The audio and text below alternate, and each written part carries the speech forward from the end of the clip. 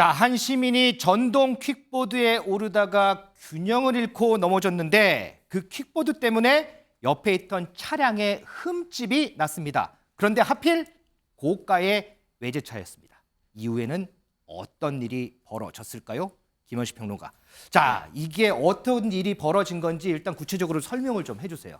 네, 그래서 외제차가 주차하고 있었습니다. 그리고 그 옆에 바로 킥보드도 서 있었던 것이죠. 그런데 지나가던 분이 그 고정되어 있는 킥보드에 약간 좀 올라타신 것 같아요. 네네네. 그런데 이 균형을 잃어가지고 옆에 정차되어 있던 외제 차량과 부딪혀서 그 차량의 앞쪽 부분에 이제 흠집이 난 그런 상황인데 지금 화면에 나온 저 부분이 흠집인 네, 거죠? 그렇습니다. 그래서 그 부분이 흠집 났기 때문에 이 부분에 있어서 이제 차주에게 사과를 했지만은 앞범퍼를 다 갈아야 된다 이렇게까지 얘기를 한 거죠. 그런데 이게 팬더라는 부분이거든요. 뭐 팬더, 범퍼까지 그렇죠. 다 가는 것은 아니기 때문에 이런 점에서 좀 억울하다 이렇게 얘기를 하고 있고 특히 악화된 거는 경찰이 온 이후입니다. 이 경찰의 차주가 허위 진술을 했다라는 것이 글을 올린 분의 이야기이거든요. 뭐냐면 킥보드를 차에다 던졌다 이렇게 언급을 했기 때문에 본인은 그렇게 차에다가 직접 던진 적은 없고 고정되어 있는 킥보드에 탔다가 균형을 잃어가지고 부딪혔을 뿐인데 너무 과하다 이렇게 언급을 한 사례가 되겠습니다. 미지수 기자, 뭐 허위 진술뿐만 아니고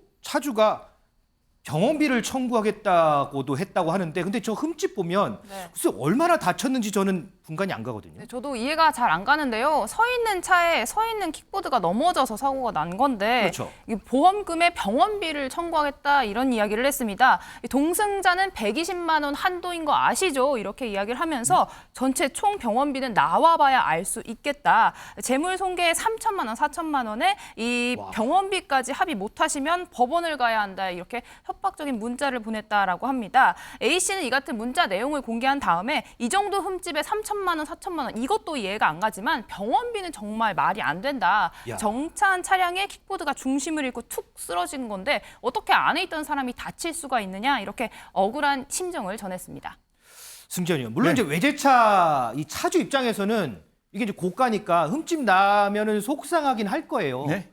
뭐 그것도 응당 이해는 가는데 그런데 금액을 들어보면 이거는 온당하냐 이런 생각이 좀 들긴 하거든요. 이해 안 되죠. 이제 뭐 시청자 여러분 뭐 이렇게 이런 교통사고가 자주 날 수 있잖아요. 그러면 정말 안에 있는 사람이 다쳤는지 안 다쳤는지를 확인할 수 있는 마디목이라는 어떤 프로그램이 있습니다. 그래서 그게 퉁 부딪혔을 때 안에 있는 사람의 충격이 얼마만큼 오고 그 충격으로 인해서 과연 병원에 입원할 수 있는지에 대한 확인을 할 수 있는 프로그램도 있고 또 뿐만 아니라 병원에서는 아프지 않는 사람 병원에서 입원해서 치료비 내면 그거 또한 과잉 진료 혹은 사기로 병원도 같이 이 사건이 아니라 다른 사건에서는 좀 처벌받을 수 있으니 절대로 우리가 나이롱 환자라는 조금 이렇게 우리 언론에 쓰기는 좀 부적절하지만 거짓말하는 환자들 이 분명히 존재할 수 있으니까요. 그런 부분에 대해서는 좀 엄중히 보험회사에서 이게 보험 사기에 대해서 확인할 수 있는 거니까 들여다 보시되 아까 차주의 입장에서는 끓였는 거 마음 아플 거예요. 그것도 외제차라면. 근데 보험회사에서 우리가 옛날에 어떻게 했는가 하면 외제 차량이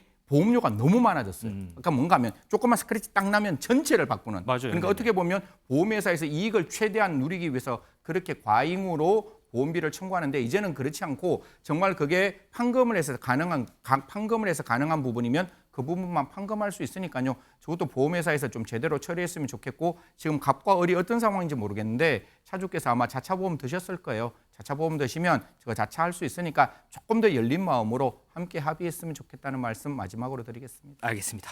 자, 방송용 언어로 잘 순화해 주신 것도 감사합니다. 자, 미지수 기자, 저희가 제목 뽑아봤는데 흠집난 외제차에 4천만 원 요구한 차주 이런 비슷한 글로 기사가 엄청 많이 나왔었어요. 그랬더니 온라인 공간이 후끈후끈하다면서요? 맞습니다. 해당 게시글에 1000개가 넘는 댓글이 달렸습니다. 와. 내가 아니라서 다행이다. 세상이 이상하게 돌아간다. 이런 심정을 적은 글도 있고 견적이 좀 과한 것 같다. 상식선에서 살아야 한다. 이 차주 양심이 있냐 이런 비판하는 글도 올라왔습니다. 이 밖에도 왜 타지도 않을 킥보드에 올라타서 이를 키웠느냐. 글쓴이도 반성을 좀 해야 된다. 이런 이야기도 나왔고요. 양쪽 의견이 다 나오기 전까지는 중립이다. 이런 의견도 있었습니다. 알겠습니다.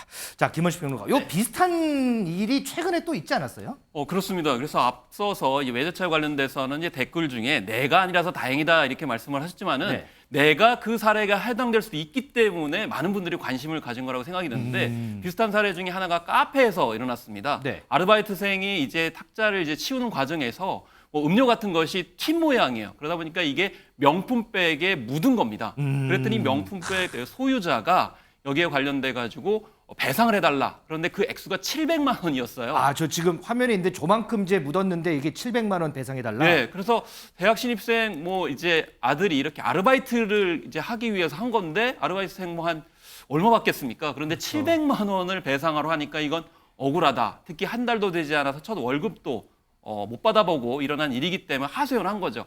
이런 상황들은 이게 아르바이트생뿐만이 아니고 우리가 카페를 이용할 때 충분히 있을 수 있는 일이거든요. 뭐 개인적으로 뭐 휴지나 이런 거를 닦을 수 있는데 이게 튈 수 있기 때문에. 그런데 700만 원 너무 과도하다. 그래서 우리가 이게 모럴 해저드를 만들어낼 수 있다. 그러니까 도덕적 해이를 만들어낼 수도 있다라는 겁니다. 뭐냐면 명품을 가지고 있다는 말로 조금 이렇게 훼손됐다는 이유로 너무 과도하게 요구하게 되면 마치 그 명품 제품을 가지고 요구하는 것이 당연시되는 그런 문제들이 이제 발생할 수 있다는 거죠. 그렇기 때문에 이건 아르바이트생만의 문제가 아니고 누구에나 다 과도하게 요구될 수 있기 때문에 우리나라의 이 명품 소비 문화 이런 것에 대해서도 한 번쯤 되짚어볼 필요가 있지 않을까 이런 생각이 좀 들기도 했습니다. 승전 의원, 가방 주인 얘기도 들어봐야 되잖아요. 요 분이 직접 또 글을 올리셨다면서요? 뭐 기본적으로 이제 글을 올리시면서 이야기를 했던 부분들이 이런 이야기를 합니다. 명품백을 들고 다니면서 남들이 손해를 끼쳐도 넘어가 주어야 하냐. 손해를 입었으면 보상해 주는 게 맞지는 않냐. 당연히 실수고 과실이지만 명품백에 어떤 그 흠집이 생기거나 아니면 문제가 생겼으면 그거는 보상해 주는 것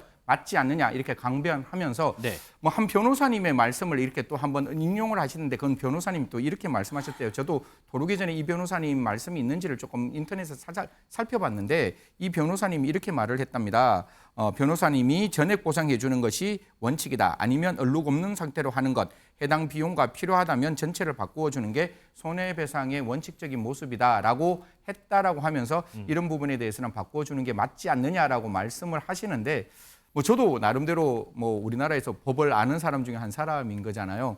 손해배상은 전보배상이에요. 손해 났는 것만큼만 하는 게 맞아요. 그러면 원래 흠집이 났으면 흠집 났는 것만큼 하면 되는데 그게 안 될 때 한해서 전체를 배상하는 거니까 한번 그런 부분도 조금 다를 수 있다라고 이 백 주인에게 말씀 올리도록 하겠습니다. 알겠습니다.